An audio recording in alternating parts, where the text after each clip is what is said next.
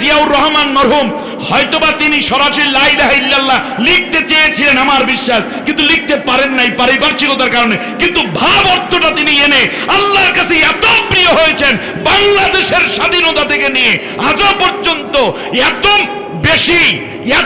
বেশি মহব্বত পাওয়া পপুলার কোন নেতা বাংলাদেশে আর আসে নাই।